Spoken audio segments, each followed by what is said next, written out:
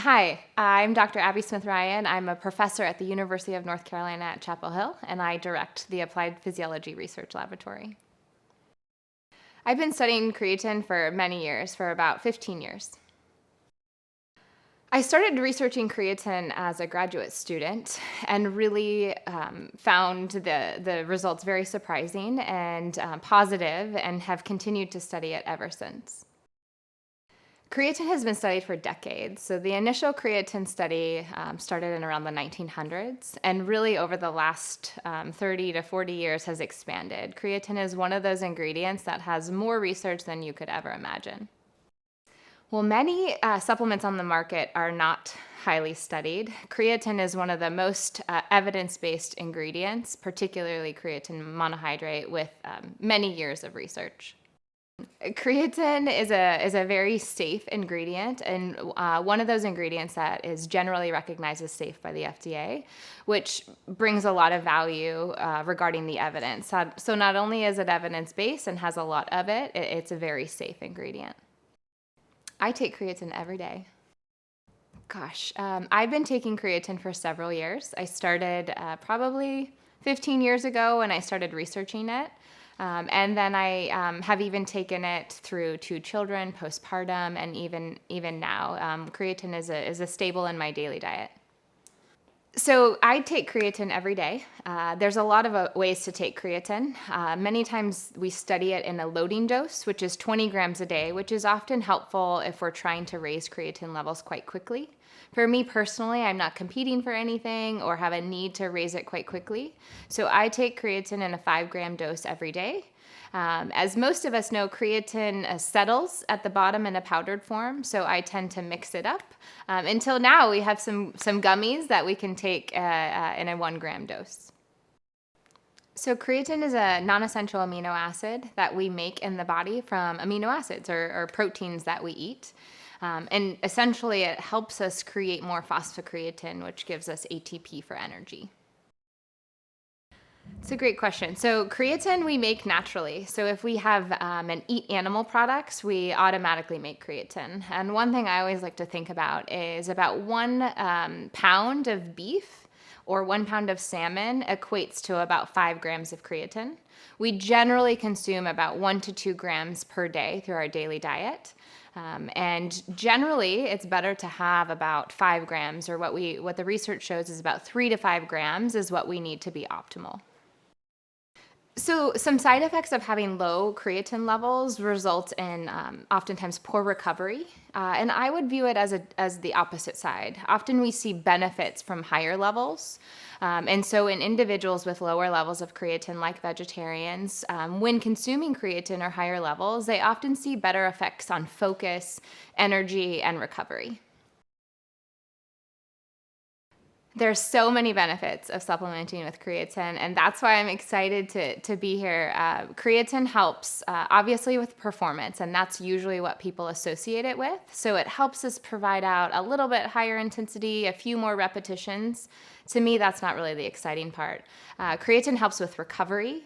There's some data that shows it helps with inflammation, and even more exciting is that it helps with mental performance, recovery, and focus. There's so many benefits to supplementing with creatine. I'll tell you about the things that most people don't know about. Creatine helps with inflammation, which can help reduce soreness. Creatine can really help with recovery from exercise, so to help us feel better the next day. And then I think some of the most fascinating research with creatine is related to the mental benefits. So it can really help with focus and cognition.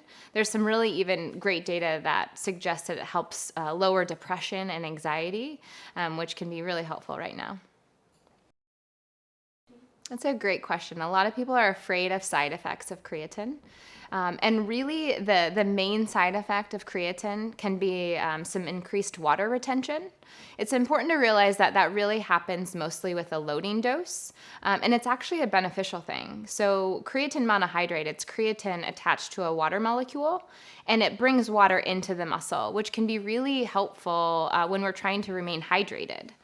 The other really important thing to realize is that this doesn't cause an increase in weight, and if it does, it's a good weight. Interestingly, too, the increase in weight happens more in men, and there hasn't been any data to show that creatine will increase weight in women. So oftentimes women are afraid to take creatine, partly due to some of the messaging that they'll gain weight. When typically women shouldn't be taking the loading dose unless there's a performance-based. On a daily dose of creatine, there isn't an increase in weight. And even when we compare it to men, women haven't reported weight gain with a loading dose.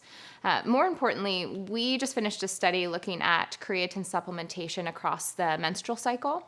And interestingly, we saw no changes in weight, but we saw greater water retention in the luteal or high hormone phase. That's in the phase where the women, like right before someone menstruates. And it's actually a good thing because that's also when women tend to be more dehydrated and a decrease in performance. So we're seeing that creatine supplementation can really help maintain water in the muscle and may help with hydration for women during that phase of the cycle. If you stop taking creatine, your muscle creatine levels will slowly decrease. We also have creatine in the brain, and those levels just come down. If you do consume meat in the diet, you'll have some, baseline levels of creatine. There's a slow decrease in creatine once you stop supplementing. There are so many forms of creatine on the market, and still, I don't know why people don't stick with creatine monohydrate. It's the most inexpensive and the most effective.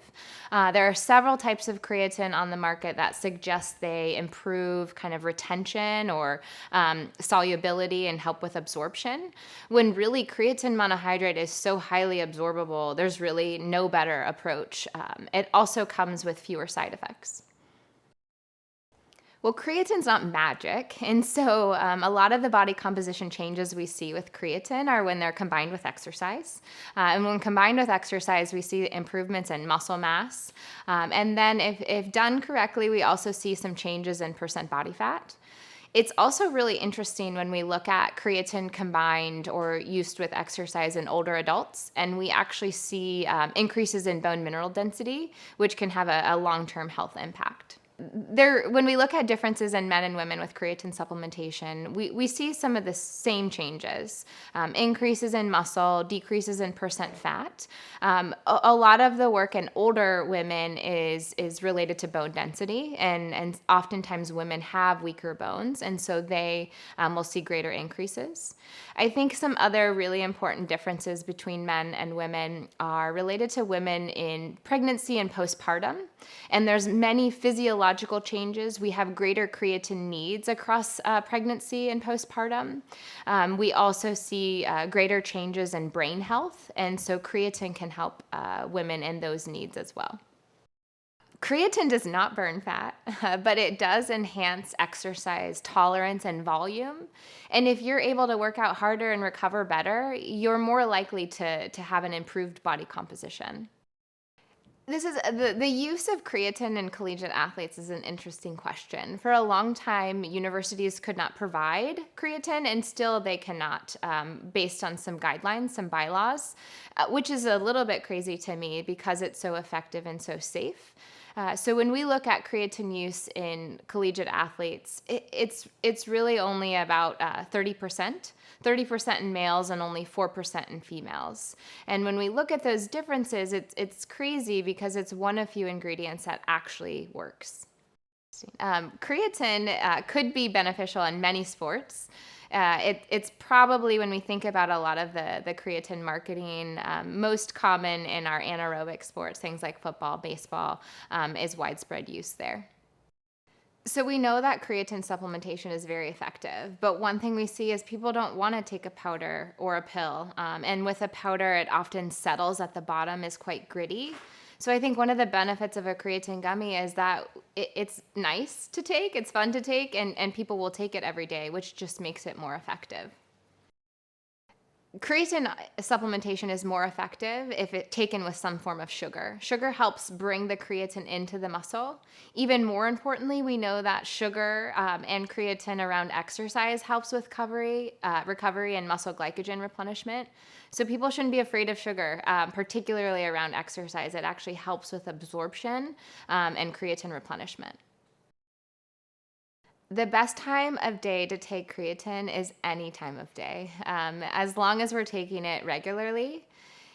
The way I like to think about exercise, though, is if you are exercising, it's like a sponge for your muscle. It wrings it out. And so if we really want to enhance absorption, maybe a little bit greater absorption if taking creatine around exercise. Is creatine a steroid? Creatine is absolutely not a steroid. When we look at the structures of creatine versus a steroid, they are very different. Steroids increase testosterone and estrogen. Creatine does not do that. It's completely safe. It is generally recommended as safe from the FDA, which there are very few ingredients and supplements on the market that have that GRAS status. Who should be supplementing with creatine? Personally, I think everyone should be supplementing with creatine. When we dial it in a little bit more, I'm partial and biased, and I think women should be supplementing with creatine, particularly across the lifespan. I mean, everyone will benefit from creatine supplementation. If you have a group or an individual that's exercising, creatine will help. Creatine can help improve exercise and recovery. It's also really important to realize that individuals that don't consume a lot of meat or animal products would benefit from creatine supplementation. Creatine does not cause hair loss. This myth was generated by one case study a very long time ago in male rugby players that showed an increase in DHT. Since then, no evidence has replicated that creatine causes hair loss. Interesting thing about creatine dosage, I mean, you can take too much of anything, but really what we're seeing is that slightly higher doses of creatine can cross the blood-brain barrier, which helps with creatine in the brain. And so I would say that you really can't overconsume creatine, but as with most things, more is not always better. Creatine supplementation generally does not increase weight. If you have someone that's doing a loading phase, which is 20 grams a day, we may see an increase in water weight, particularly in men. That increase in weight has never been shown in women. I think people have to realize that that's not a bad thing. Creatine causing an increase in weight is actually causing more water in the muscle, which makes it more hydrated and reduces the risk of things like dehydration and cramping. Creatine supplementation generally does not cause bloating. Some people are more sensitive to creatine, which they result in that greater increases in fluid retention, but generally no bloating. Creatine supplementation prior to exercise can sometimes cause individuals to need to use the restroom, but generally not a bloating. Creatine, particularly creatine monohydrate, is a molecule attached to a water. And so partly how we get creatine into the muscle, it brings water with it. This is a good thing. This actually helps us identify that it's absorbing, and it helps us get more water into the muscle, which prevents things like dehydration and muscle cramping. Creatine supplementation does not cause kidney damage. Creatine is one of the most safe ingredients on the market. Because creatine is often associated with creatinine, they're very different. But sometimes we see increased levels of creatinine in individuals that have higher levels of meat. I think it's really helpful to understand that there is a lot of data in individuals with even one working or functioning kidney, and there's no adverse effects. Even in individuals with diabetes, which have some kidney filtration issues, there are no negative side effects of creatine on the kidney. Creatine is one of few ingredients that you can see a benefit without exercise. Now, if we look at the traditional roles of creatine, if combined with exercise, we see some better effects on body composition and recovery. When we look at some of the newer effects of creatine, it actually works by itself. It works to improve brain, cognition, depression. If we look at older lifestyle, so in our older adults, often we see and don't see the benefit of things of creatine on bone density unless we're combining some form of exercise. I love talking about research, particularly research in women. And creatine is one of those first ingredients that we actually have some good data in women. We know that it improves performance. We know that it improves body composition, particularly muscle mass. And even more recently now, we're looking at how it affects women across the menstrual cycle. And it seems to be maybe more effective for women. Another really important facet for women is that we go through a lot of changes, particularly if you have babies.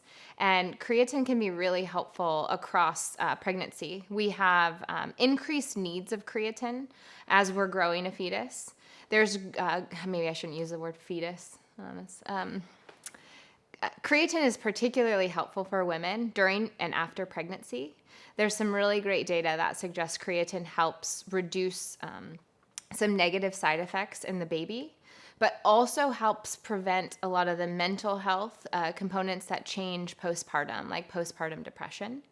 And then if we look at women, we also go through menopause, and there's many physiological changes that we see. Creatine can really help maintain muscle and also help with the mental changes that women experience, as well as the bone changes that women experience with age. So I think creatine in older adults, there's some really great data. Personally, I used to send my 90-year-old grandmother creatine powder, and she'd mix it in her orange juice. If only I could have sent her some gummies. Creatine in older adults is really helpful, particularly for bone. Bones change quite rapidly. And then more importantly for muscle and fatigue. We know that if we can maintain muscle and fatigue, we know that they are going to be more mobile and have a higher quality of life. Creatine in older adults has lots of benefits. I think the benefit of creatine on the mental health piece is very underrated. A lot of people don't realize the potential benefit it has. And we see more mental health benefits with creatine through sleep deprivation, which I'm sure none of us know anything about, as well as with low-grade anxiety and depression. We see greater improvements in those things with creatine supplementation, which is a very safe and effective way to see some improvements in cognitive function, mental health.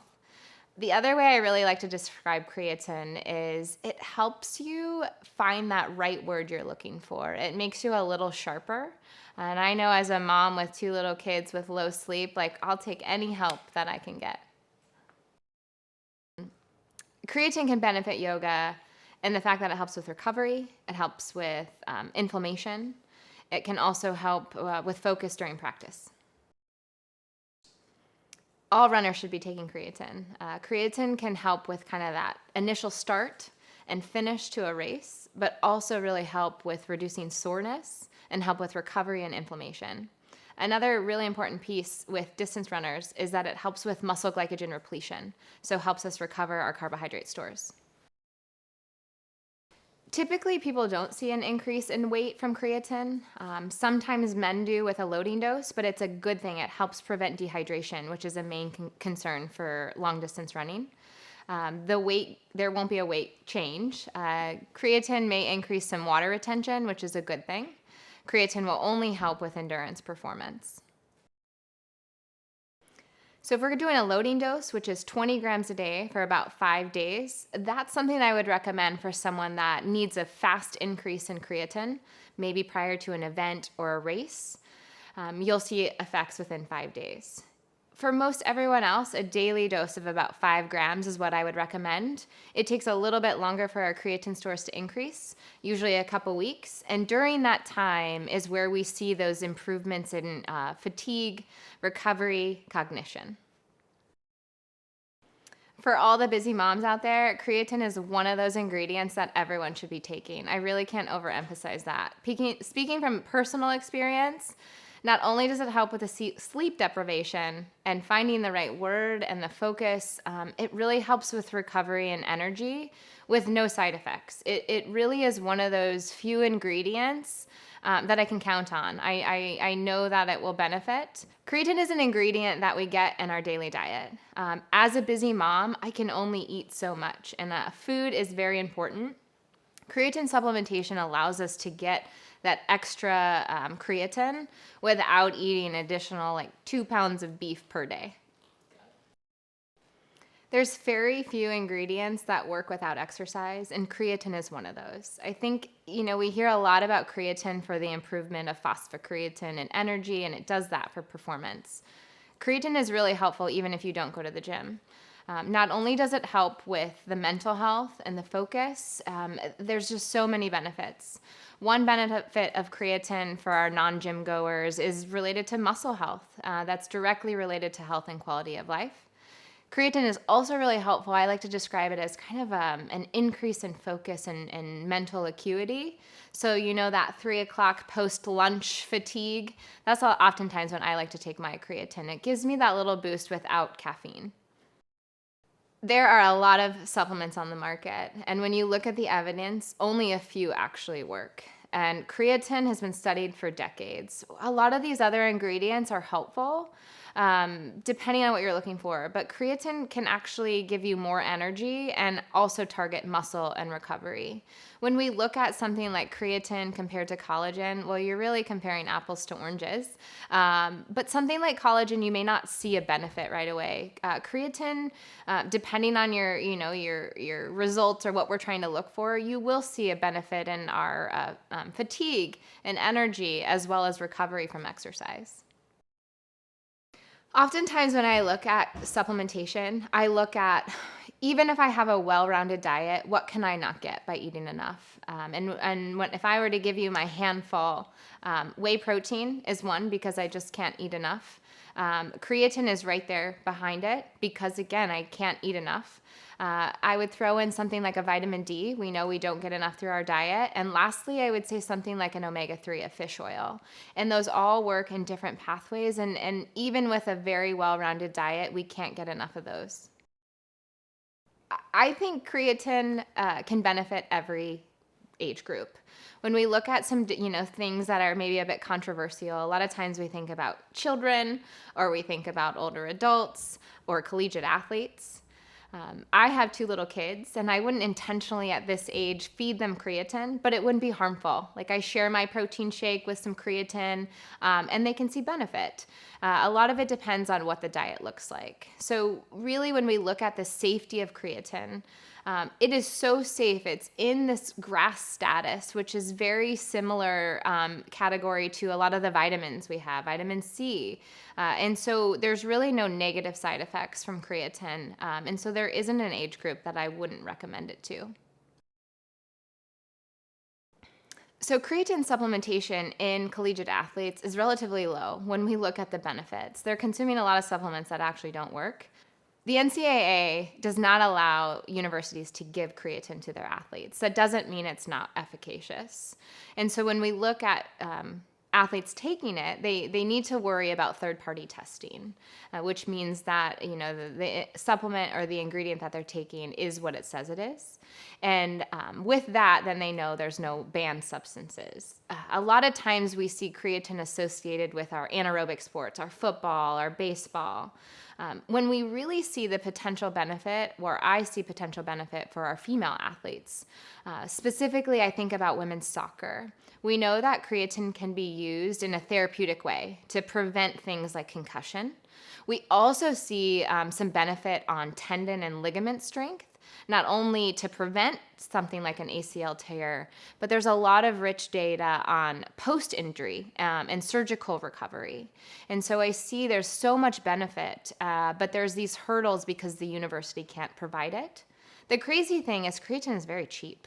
It's affordable and it's very effective, opposed to some other ingredients that people are taking. The post stage of college is where we see an increase in obesity rates. And a lot of it is that juggle from, going from an active lifestyle to a desk job.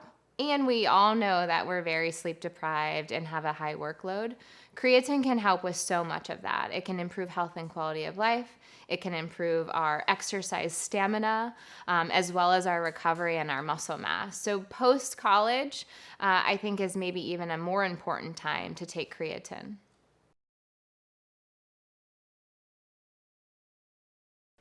When we think about our home exercisers, oftentimes they're the ones that are the most under-recovered. They're getting in their workouts, they're going to work, but they're not really also prioritizing their food. And so absolutely, creatine can be used for everyone. But I find that the people that are doing high-intensity workouts at home can not only benefit from the recovery piece, but also helping with the glycogen repletion, which is the carbohydrates in the muscle.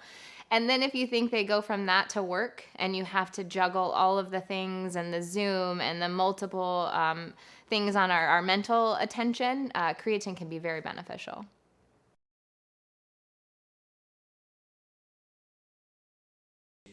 Weightlifting or increasing strength? So we know that creatine works. What does that mean? It really just means that it will help you produce a few extra reps when doing a bench press or a squat or whatever it may be, which ultimately helps you get stronger and ultimately helps you build bigger muscles. It's not a magic supplement, but it's one of very few that works. And so it is something that will help you increase strength. It helps you increase anaerobic exercise performance, high intensity exercise performance, and recovery. We know in the gym that if you're able to stimulate the muscle, that's how we build strength and build bigger muscles. And so creatine allows us to have an extra load that really allows us to stimulate the muscle to build strength faster and build bigger muscles faster.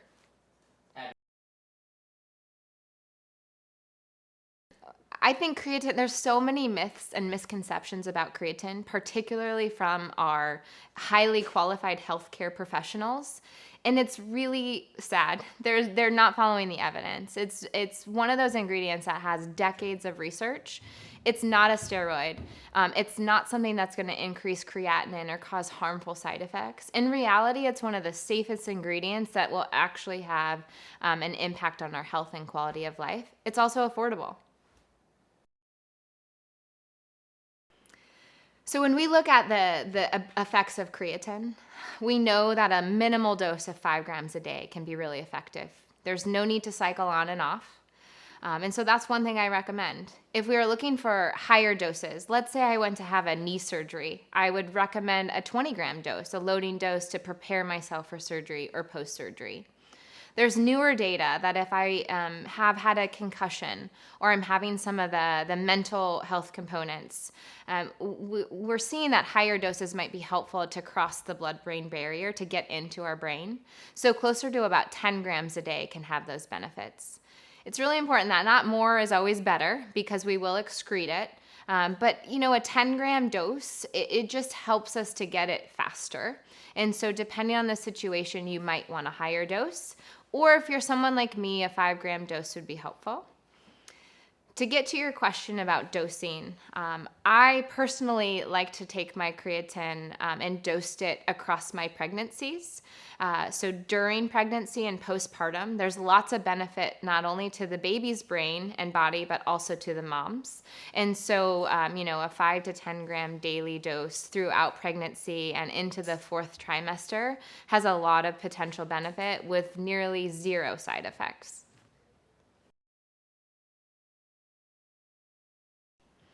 I think one of the unique things about creatine is that our body makes it. And so if we look at a typical, just general diet, we're getting about 1 to 2 grams a day. Science really shows that we need about 3 to 5 grams per day.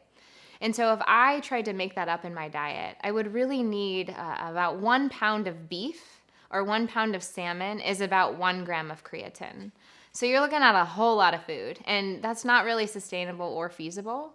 And so it's really about optimal health. And so am I okay without it? Sure, but the benefits are very high. And so if we take 1 to 2 grams in our diet, plus supplementing with 5 grams, that allows us to even out to get to that 3 to 5 grams per day in a very consistent manner. It's even more important when we look at saturation of meat eaters versus non-meat eaters. And we see that our vegetarians and our vegans are getting much less creatine in the diet because it's formed from proteins and amino acids. And so often we see some of the benefits even greater in our vegetarians and our vegans because they don't have the amino acids to create as much creatine. Yeah, optimal health is a funny thing. The way I like to describe it, and it's my whole line of work, is so many of our nutrition and exercise recommendations are really disease prevention and just what's sufficient. And to me, that's not okay. Like, we go around living our lives fatigued, tired, like no motivation to exercise when there's small changes that can help us feel better. And so when I look at something like creatine, we always want to weigh kind of the risk to benefit ratio. And there's so many benefits with cost and effect. And so optimal health to me is making it through the day with good energy, a good attitude, not always sore, really able to focus on the things that matter. Well, when we look at creatine versus other supplements on the market, the risk to benefit ratio is so high, which is why I'm here. Creatine is affordable. The benefits are very high with very low side effects. And so when we look at the benefits that we've talked about, improvements in recovery, inflammation, performance, mental health benefits, when we look at the risk, we look at some things related to hydration or body weight gain or increased hydration, which oftentimes people think is a bad thing. I personally think it's a great thing. It helps us maintain more water in the muscle, which helps prevent dehydration. And so the risk to benefit ratio of creatine is one of the best that you'll see. Meaning, maybe you don't see effects, which I would be surprised, but if you don't, there's really no risk, and there's very little investment. For someone that has some hesitation for taking creatine, if they're interested in evidence, there's lots of really good science. And so I think it's hard to refute science, so many benefits. But it's okay to have hesitation, like no need to just believe me. It's one of those things like, try it and see if you see a benefit. Keep track of things like recovery, performance, mental health, and see if there is a benefit. And at the worst case scenario, you have a small investment to see whether it works for you. So the use of creatine around brain health and injury, there's a lot of rich data that has yet to really meet the consumer. Creatine can be used in a therapeutic way to prevent concussion. We also see it as an approach to help improve symptoms of concussion. And so it's one of those very low risk ways to help someone recover and or prevent head impact. And that, when we think about sports that are high risk for that, it's not just football, it's soccer, it's hockey, it's fighting, it's all these things, and even concussion are happening more and more in our everyday life. It's one of those things that can help us return to normal more quickly. As a former female collegiate athlete, I wish I knew then what I know now. I had many injuries, poor recovery, and creatine is one of those things that I was afraid of. We have so much more evidence now, particularly for our female athletes. There's nothing to be afraid of. Weight will not increase, and it can only help us. So when I say, and when we look at the evidence, creatine is one of very few ingredients that will actually help you. And it may help you more than it will our male counterparts.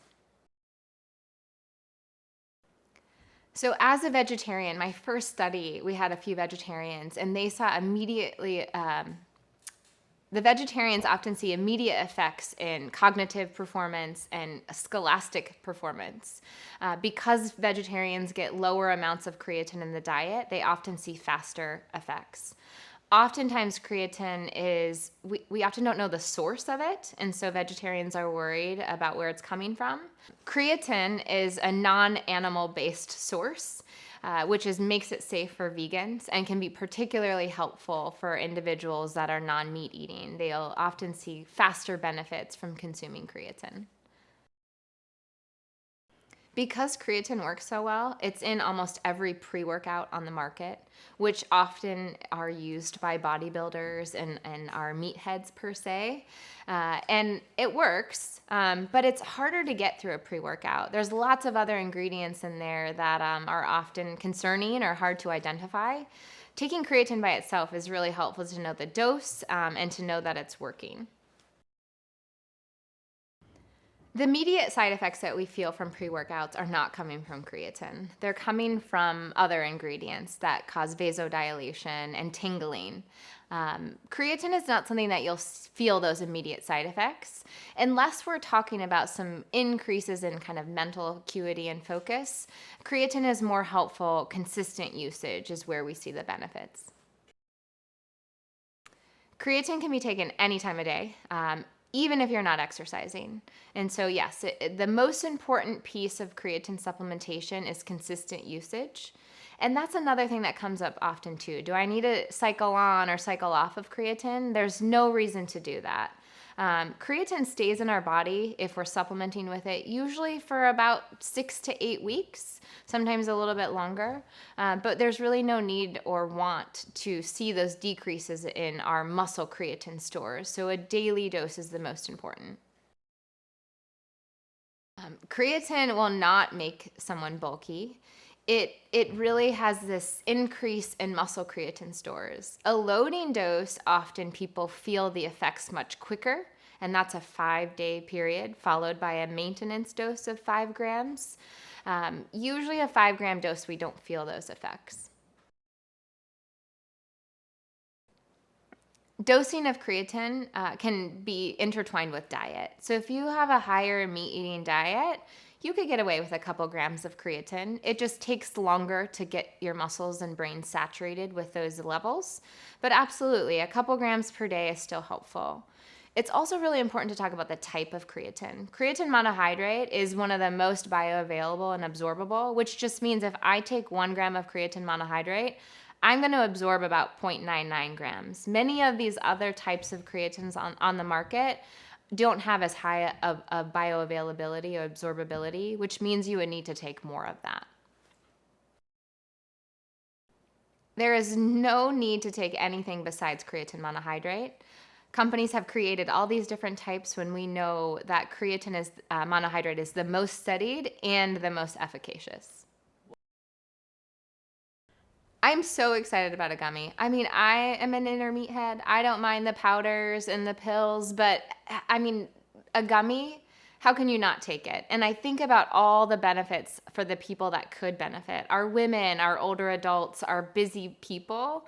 No one wants to carry around a powder or a pill. A gummy is transportable, they taste delicious, and it can really just be a part of our everyday. So I'm excited about the potential benefits for the people that maybe have never taken creatine or that are afraid. It reduces this barrier of this meathead powder.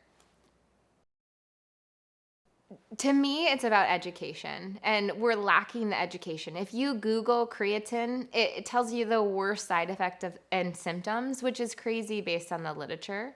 And so when we look at the potential benefits, I think everyone should be taking it. We can't eat enough animal proteins, and there's an impact on our environment. And when you think about the potential benefits for our older adults, our pregnant moms, our young individuals, creatine is one of those things that can be incorporated into a healthy diet.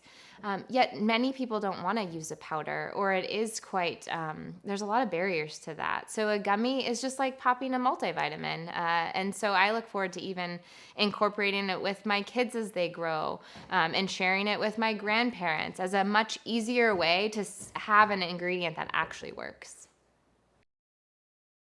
My big passion is women's health. When we look at the dietary supplement market, all of our research and supplements are made for men. When you look at the largest consumer, it's actually women. We're the ones that are buying the ingredients, not only for ourselves, but our families. And our physiology is different. And so it's really about helping women feel better. We're too busy taking care of everyone else, and we need to spend more time on ourselves. When you look at the impact of health of women over time, it can very much be improved with lifestyle, diet, and exercise and nutrition as we age during the time when we're taking care of everyone else. My advice to women would be to prioritize themselves. I think it's not just nutrition, it's also exercise. We see dramatic changes in body composition and health as women age, and we see dramatic changes in our mental health as we age. And it's really about helping us love our bodies and live the life that we love. And some of that is combining appropriate nutrition with appropriate exercise. So, lift heavy weights. Use something like creatine to give us that slight advantage, and eat healthy foods. It's really like taking care of ourselves. So the area of creatine in brain health is relatively new and growing, but it's one of few ingredients that actually can cross the blood-brain barrier and get into the brain. And the benefits we see are related to often improvements in anxiety and depression. And one thing that is early on is that if there's some sort of mental health dysfunction, which we kind of all deal with, creatine will help improve that a little bit. So if we're talking about low-grade anxiety, low-grade depression, creatine can help improve those symptoms. There's even newer data that suggests creatine can help some of the medications, the pharmaceuticals that target those things, work a little bit better. And so it's also one of these things of reducing barriers and what are the side effects. And creatine really doesn't have side effects, whereas a lot of our pharmaceuticals do. And so it's how do we kind of synergize them to make us feel better and to tackle some of those things. And I think COVID provides a really real world perspective on that, on the impact of anxiety and depression.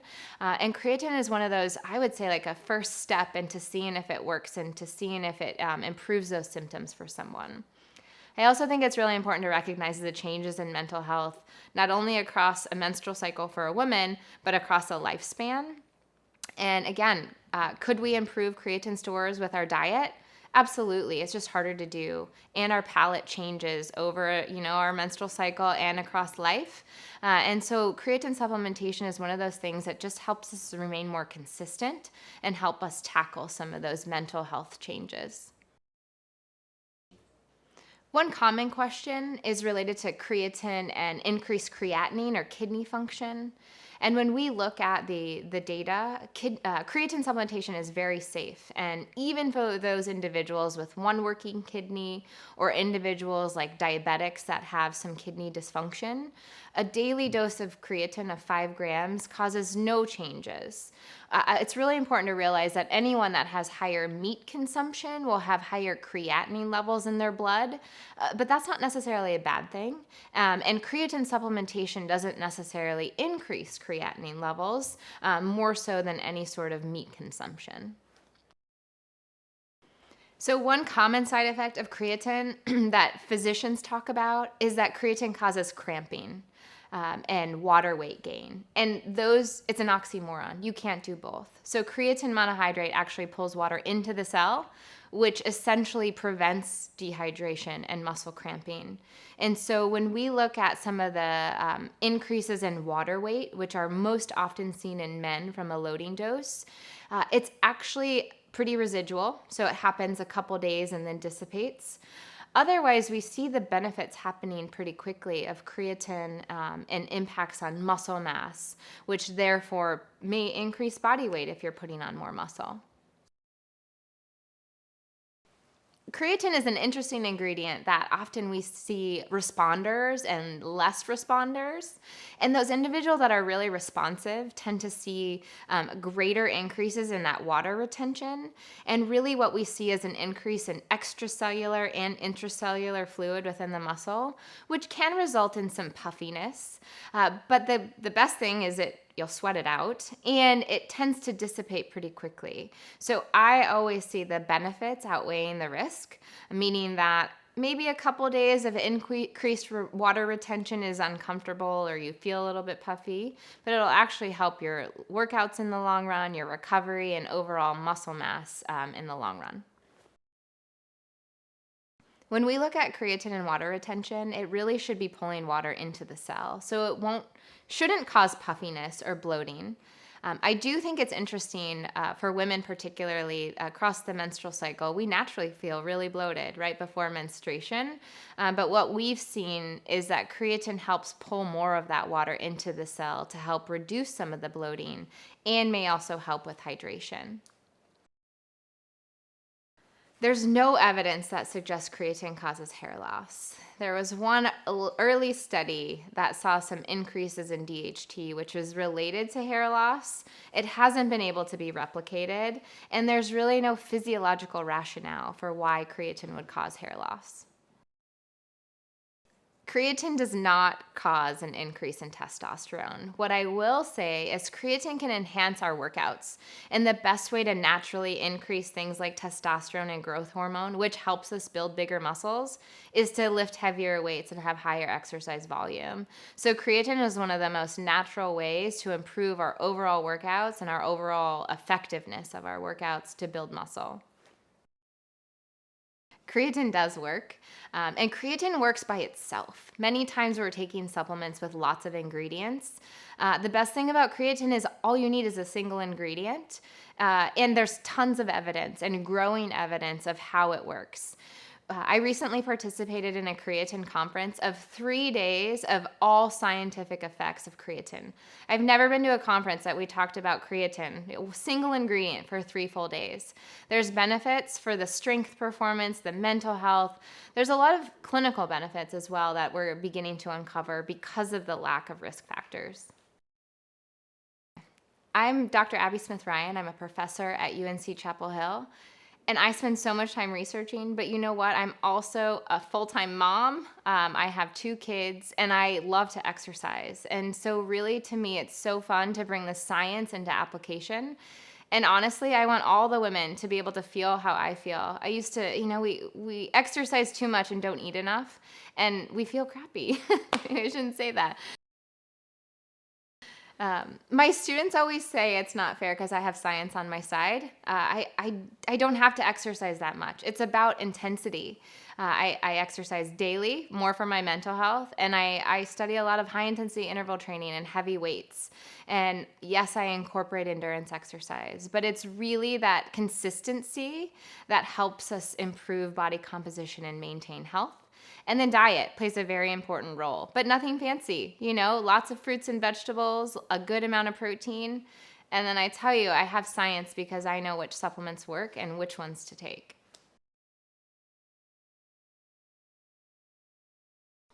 Creatine will help if we are doing heavy resistance training, but also high intensity interval training, which is a lot of what I do. We're always trying to maximize recovery. So if I'm working out hard, and then working a full-time job and being a mom, maximizing recovery really helps me effectively do my day-to-day and not feel fatigued all of the time. Creatine would be considered a non-energy yielding macronutrient, so it won't give us direct energy like a calorie, but it does support energy production through ATP and phosphocreatine. ATP is our primary energy source. We need ATP for every muscle to move. It's our direct energy source, and when we think about fast exercises, ATP gives us energy very quickly. Phosphocreatine also produces energy in a very quick manner. So it's the energy that we receive doing very quick sprints or anaerobic exercises. Phosphocreatine will help create ATP. So creatine supplementation helps us have greater phosphocreatine stores, which helps us replenish ATP more quickly, which essentially means we will fatigue slower, which allows us to produce those few extra reps. Let's talk about Create. I'm so excited they're finally here. I mean, you all know that I take creatine, but it's way less enjoyable than a gummy.